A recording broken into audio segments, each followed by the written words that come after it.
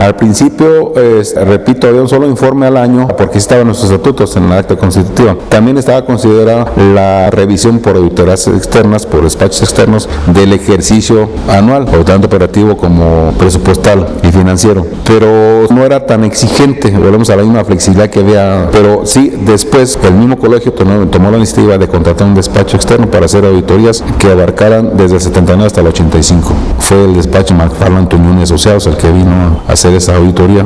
Se hicieron dictámenes por cada uno de los años, como era de esperarse, fueron dictámenes limpios, pero ahí también se había una coyuntura en la que personal de ese despacho se quedó aquí en Zamora, concretamente era Guillermo Andar, y él tenía una persona conocida en la Ciudad de México, en la Secretaría de Hacienda. Él gestionó entonces para quedarse una plaza de dirección administrativa, con otro nombre, pero él es el equivalente. A partir de, se hace la separación de funciones entre Hacienda y Función Pública, y ya se establece por obligación la auditoría anual, pero ya con despachos que ellos mismos designan, a la misma Secretaría de la Función Pública. Las dificultades que hemos atravesado con este tipo de auditorías, que son buenas, porque aparte que le dan transparencia al uso de los recursos, también señalan pequeñas desviaciones que nosotros debemos de corregir, nos sirve para mantener el orden administrativo y presupuestal. Pero las dificultades más bien han sido en cuestión de tanta abundancia de normatividad en la que los auditores tienen que seguir todo un libreto, y entonces es un libreto que está hecho para todas las entidades públicas. A la hora que lo quieren aplicar a instituciones como el colegio, mucha gente piensa los problemas, porque ni hacemos lo mismo que los demás, ni producimos lo mismo que los demás, ni trabajamos igual que los demás. Nosotros producimos conocimiento científico, normalmente no es medible. Entonces ahí empiezan las dificultades, porque el auditor, si no tiene experiencia, dice pues cómo o sea, entiende lo que hace, pero no haya cómo embonar lo que se produce en el colegio con los lineamientos que él tiene que seguir. Por ejemplo, no producimos barriles de petróleo como Pemex, que es muy medible. Aquí, ¿cómo lo medimos? Por libros, por conferencias, por tesis dirigidas, por alumnos graduados. Es muy difícil encajar eso en la normatividad que se hace de manera general. Recuerdo, por ejemplo, que en los coloquios, antes de los coloquios, había una efervescencia en el colegio porque todo el mundo participábamos. Yo recuerdo que a veces salíamos ahí en la noche de estar haciendo las ponencias, no con la tecnología de ahora, sino tirando con minógrafos y esténciles. Tenemos el tendedero de ponencias por todo el patio, andábamos todo el mundo dando vueltas, compaginando. Entonces había una compenetración total de todo el quehacer del colegio. No había una separación así tajante de lo administrativo y de lo académico, porque participábamos en todo. Y de alguna manera el estímulo a esto no era un estipendio económico, no había ningún pago, no había horas extras, no había nada, porque a nadie se le ocurría decir voy a cobrar horas extras porque estaba haciendo lo que le gustaba. De una manera la recompensa era la comida que se instituyó en el rancho del doctor Guzmán en San Simón el día siguiente después del último día del coloquio, y ahí convivíamos con los estudiantes. Otra característica del colegio es que todos éramos de afuera, creo que era como 2 o 3 gentes de aquí, todos veníamos de afuera, tenemos una identidad común, que todos éramos extranjeros aquí en Zamora. Entonces había más forma de identificarnos, y después nos íbamos a esa comida, ahí convivíamos con los alumnos, con los profesores, con los directivos, y como te decía, regresando, normalmente terminábamos en la casa de alguno de ellos. Los alumnos también eran muy identificados en Zamora, porque tenían una forma muy diferente de vestir y de comportarse, a tal grado que si alguien que no era del colegio andaba con guarache, con melena y morral, aunque no fuera el colegio, ese es el colegio de Michoacán, se etiquetó así, o se distinguió más bien a los estudiantes, a los profesores del colegio. No recuerdo yo que el Zamorazo haya sido tan duro en los alumnos como en los maestros. Quizá ponía una condición de que cuando eres estudiante, como que estás entendido de que te vas a encontrar con muchas dificultades y que es parte de tu formación. En cambio, el profesor cuando llega ya viene de pasar todo ese proceso, ya normalmente tiene tiempo con un cierto nivel de satisfactores, entonces sí le cuesta trabajo adaptarse a un nuevo medio. Entonces por eso era más proclive a que le diera Zamorazo al profesor. Terry Lincoln, Dominique, fue otro personaje del colegio de Marie Leclerc. También al principio le costaba mucho a uno como confraternizar con él, porque era muy callado, muy introvertido, pero una vez que tenías el trato con él, era de las personas más agradables que había. Hace poco acaban de recibir el galardón de premio Nobel de literatura, estuvo aquí y estuvo platicando con nosotros en la oficina. Una persona muy sencilla, no muy querido por muchos, pero yo creo que es lo normal, ¿no? Don Francisco era una parte muy importante ahí, la del 310, la de Madero 71, la de Morelos 122 y la contigua Madero 310. Tuvo 4 casas el colegio antes de venirse acá. En la Morelos 120 donde eran los cafés, como amigos, vamos, cafés de la mañana. Ah, sí, claro, en el Madero. Era el punto obligado de reunión para el café o para comer.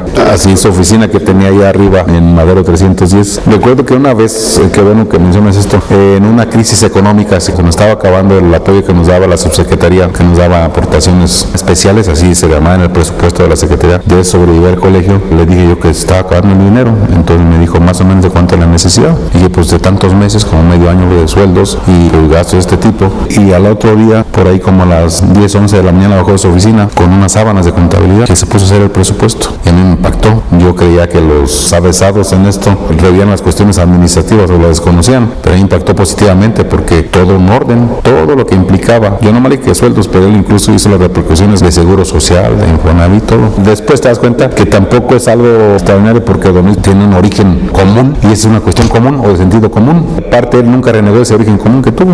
Al contrario, él ¿cómo se llama? Siempre se está orgulloso de la matria famosa, porque acuñó ese concepto de matria, o como le decía, el terruño, la carencia. Y sí, era tan acendrado eso que tenía que también se percibe cuando lees Pueblo en Vilo. La magia de Pueblo en Vilo, aunque no me pregunto antes que se me vaya a pasar, yo cuando lo leí, creo que duré 2 días, porque yo cuando leía, ahora leo menos, por muchas cuestiones, era de los que agarraba un libro sin, casi hasta que lo terminaba, lo soltaba. Pero la magia que tiene un Pueblo en Vilo es que desde las primeras páginas te empiezas a identificar con los personajes. No tanto que tú digas yo soy sino que dices, ese es fulanito el que yo conozco. Sobre todo los que tenemos un origen rural, es más fácil identificarnos con el libro, porque el tendero de San José es el mismo que tú conoces acá, el corajudo de Pueblo en Vilo es el mismo que tú conoces acá. Yo creo que eso es lo que te atrapa, y insisto otra vez ahí la sencillez con la que Luis González hace que tú te apasiones de lo que está leyendo, de lo que él escribe, porque hay un lugar común que es la identificación de los personajes y de los hechos en mayor o menor medida de tu origen, de donde tú vienes. Sí,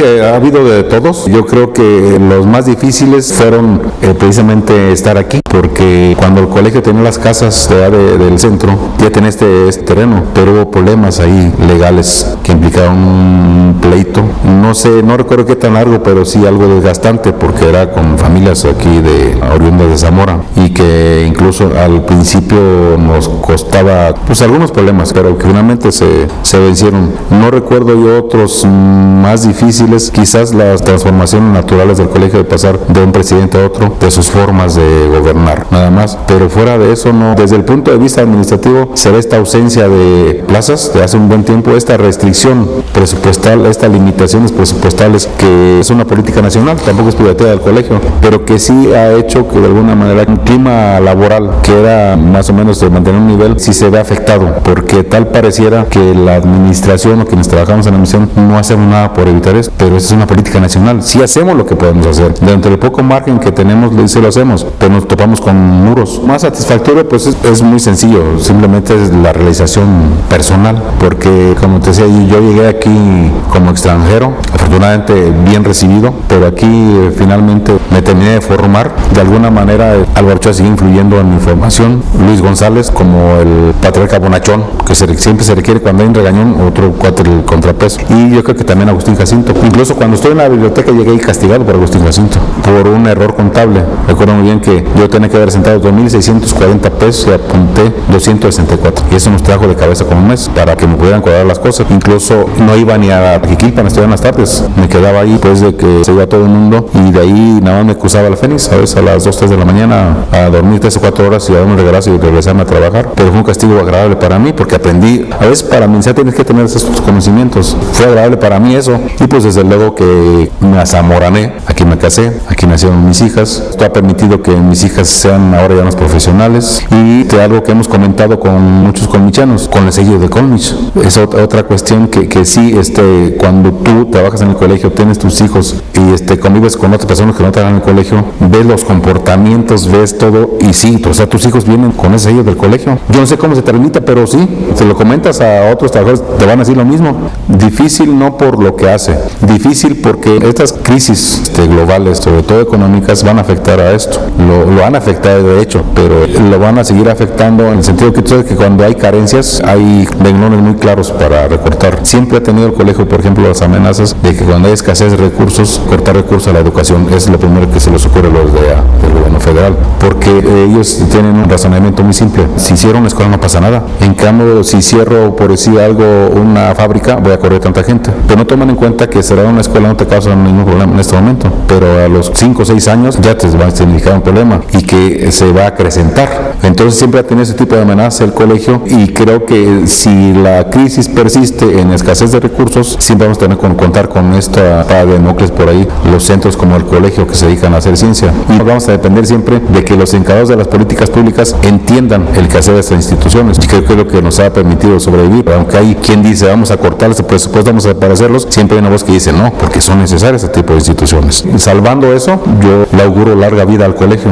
Al menos ese ha sido el discurso de siempre, pero ahora sí se ven muestras ya de que efectivamente se entiende por quienes están ahorita directamente relacionados con los quehaceres científicos. Sí hay quien lo entiende, o al menos pretende efectivamente atender este sector que ha estado un poco desatendido durante mucho tiempo. Por eso yo decía, en la medida que se ordenen estas partes, el colegio tendrá una larga vida y productiva, pero sí implica modificaciones en la forma de trabajar. Yo creo que ahí va a estar lo difícil. Para los científicos de cierta edad es a veces bien difícil aceptar cambios, y esta expectativa de crecimiento del PIB para el 1% dedicado a ciencia y tecnología trae aparejados modelos de medición novedosos que son hasta cierto punto muy inflexibles. Sortean a dos partes, insisto, el colegio está del otro lado. Yo creo que sí ha influido. Cuando llegó el colegio no había foros culturales, fuera de los que traía Limba. Esta costumbre de los eventos semanales no existía en Zamora, el colegio los trajo. Yo recuerdo que al principio eran medio desérticos, pero la gente después se fue enterando, primero por curiosidad, ¿qué hay ahí? ¿Qué dicen ahí? Entonces la gente se fue enterando y corriendo la voz. Creo que ahí influyó bastante el colegio, de tal manera que al paso del tiempo hay una oferta ya considerable de eventos culturales que no existían antes que llegara al colegio. Esa es una parte en la que yo estoy muy seguro que hay una influencia. Desde el punto de vista económico también, por supuesto, o sea, la derrama económica de la presencia del colegio aquí es importante, y está aparejado, por ejemplo, la demanda de vivienda, la demanda de satisfactores de otro tipo. Sí ha influido definitivamente en estos sectores, en el cultural, en el económico. Sí es importante el colegio de Michoacán, y también de alguna manera lo pone en el contexto nacional a Zamora, e internacional incluso. Cuando se habla de alguien del colegio de Michoacán, está en Zamora, Michoacán. Se ha ido un poco quitando también aquella visión del centralismo que se tenía. Yo creo que al principio, cuando hablaban de la Ciudad de México, que fue secretaría, pensaban que estábamos en Morelia, preguntaban cómo llegamos a Morelia. Entonces también es parte importante de la centralización del colegio de Michoacán. Sí, una auditoría integral que no recuerdo quién de los directores del CONACYT la instrumentó a todos los centros. El despacho era de La Paz, Costemayo y Asociados, lo contrató al CONACYT y lo mandó a todos los centros. Yo recuerdo que en tanto estábamos en la etapa del presupuestal, financiera, administrativa, para mí no significó ningún problema. El problema fue cuando me dijo vamos a entrarle a lo académico, a la investigación y a la docencia. Pero afortunadamente era el secretario general Heriberto Moreno. Yo recuerdo que la respuesta de él fue clara y contundente. Dijo, lo voy a poner así, en este contexto. En el Colegio de Michoacán, una de las áreas que se estudian es la historia. Entonces la historia está precisamente dedicada a recoger hechos históricos, te da la forma de ponerlos en contexto para la actualidad nacional. Y uno de los fines es que sirvan estos resultados de estas investigaciones del colegio para el diseño de políticas públicas, para que no se vuelvan a cometer los mismos errores que se cometían en aquel tiempo, o para dimensionar lo que se hizo bajo qué circunstancias, y se tiene que hacer algo parecido, adaptado a las circunstancias actuales. Entonces eso para mí fue clarificante, y también me quitó un peso encima, porque yo no sabía cómo a veces algunas personas en Zamora, cómo contestarles que era el colegio de Michoacán, porque incluso te lo contestaban como una especie como de reproche, te lo preguntaban, ¿y qué hace el colegio? ¿Y tú por qué estás trabajando en el colegio? Así como una especie como de reproche y cierto grado de envidia también, que se entiende. Entonces yo no encontraba las palabras adecuadas para hacerles entender que era el colegio. Finalmente a mí me pagan por desarrollar un servicio profesional en el colegio, y yo contribuyo con esa parte y me siento satisfecho con esa parte. Pero esta respuesta de Heriberto Moreno me quitó un peso encima. Tan así que ahora digo, si no lo entienden, ni modo, es problema.